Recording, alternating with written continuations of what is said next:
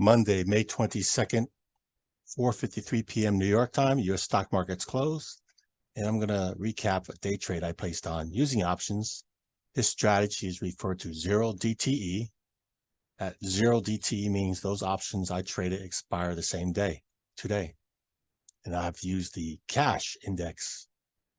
This is the SPX, S&P 500 cash index. Trades from 9:30 a.m. to 4 p.m. It only offers options to trade on. If I want to trade the stock, and I need to trade its stock ETF, that symbol is SPY. That SPY also offers options. Difference is, besides the SPY has stock shares you can trade, is the leverage. This is a bigger financial instrument. Yep, requires more capital, where the strikes are 5 points wide, versus the SPY, the strikes are 1 point wide. You can also trade the S&P 500 futures as well as the contracts. I'm focusing on this. Yep. So this strategy, you could do if you're bullish or bearish, and it's credit spreads. The best thing is if you're right on the direction and it stays away from your short strike, the max you can make is what you collected. Well, I didn't stay into expiration, but what I did do, again, I was bullish. I put this trade on 11:07. And I got out 11:55. So when I was looking at a trade, I'll show you the chart momentarily, I was selecting strikes. So I end up selecting this strike, this column of strikes, 41.80. At that time, you're going to see deltas here. At 41.80, at that time, the delta was 20. Yeah, as the stock goes higher, those deltas go lower. That being said, I was short that strike. That means you're selling that strike at the bid. And then because I said it's two parts, the second leg is buying the other one, 41.75 I bought. So you're buying that one at the ask. Because you're selling the higher strike, the premium's higher than what the lower one is. That's a credit. Yep. So the credit I received was $70 per spread. And when I closed the trade, I closed at $50, so I made a difference of $20 per spread. And I chose this contract again because this trade was today, a day trade. Yep, so these premiums cost less first buying further out, plus the trade is today, only for today. If I bought these ones further out, let's just say these that expire Friday, I'm using more premium just to do one spread. Or that more premium I'm using just to use one spread, I might be able to buy 3, 4, 5 here. Yep. Same buying power, but I could buy more here. Again, that's why I'm using the ones that expire the same day. It's a day trade. I'm not marrying the position overnight. Also, I mentioned my short strike was 41.80. The underlying SPX, it closed at 41.92. That means it closed higher than my short strike.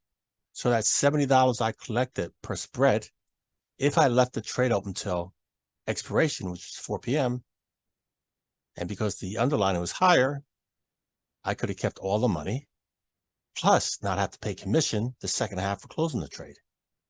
But there's risks involved doing that, because I was trading the morning session, the afternoon session, and could do a 180, do a 180 during the morning session.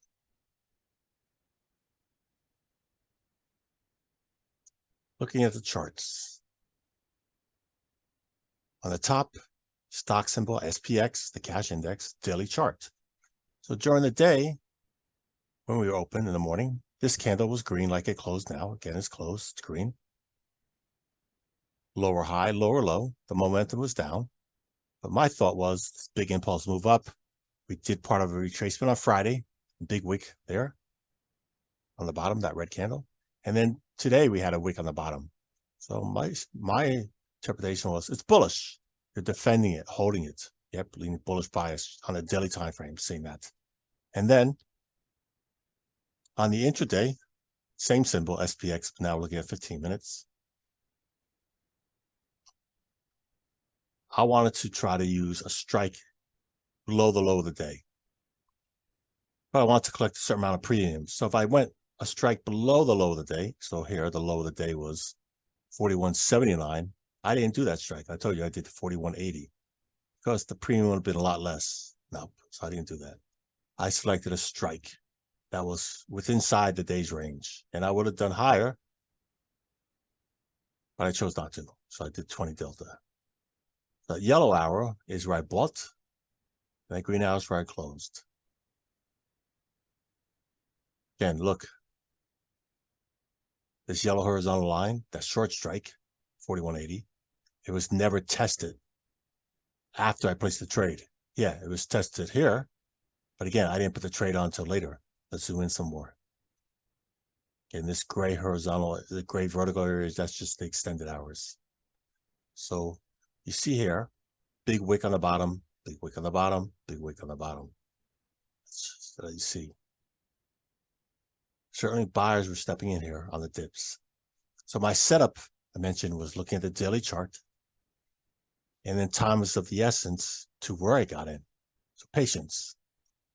Looking here, now looking at the S&P 500 futures, prices are still moving, but it'd be closed in 1 minute because they closed at 5.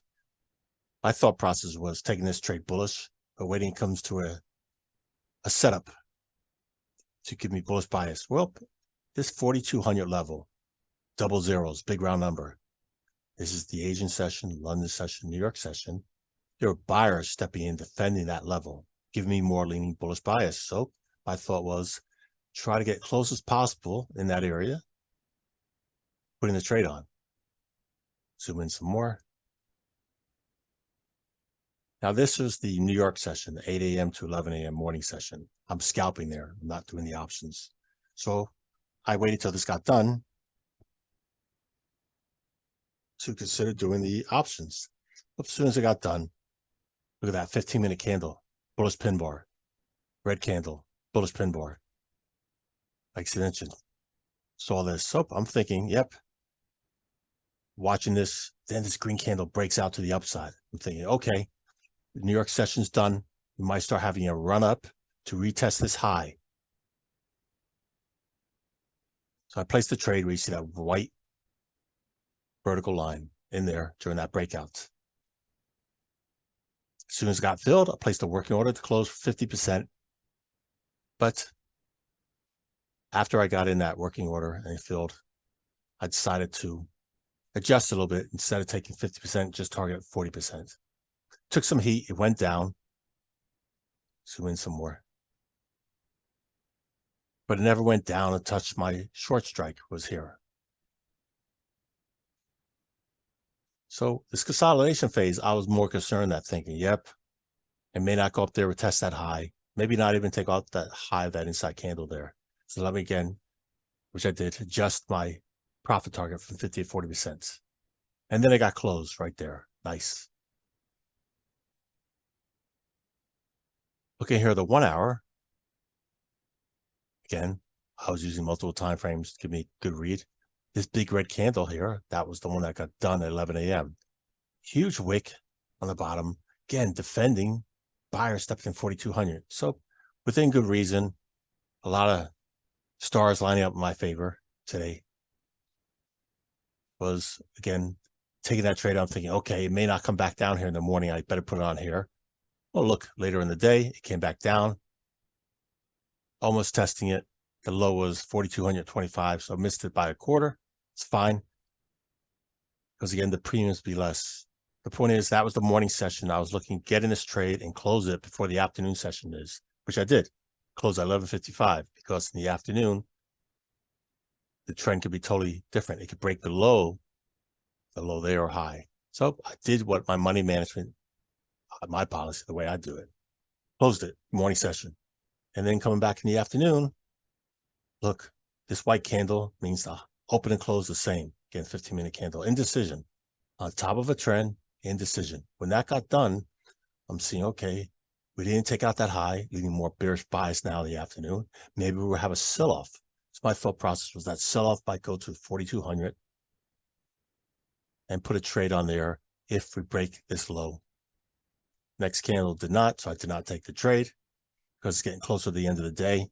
The premium is paying less. Yeah, I could have just done outright trading directional, the future contracts, but I was looking just to the spreads again. So if I did take the trade, shorting the ES, it would have been fine.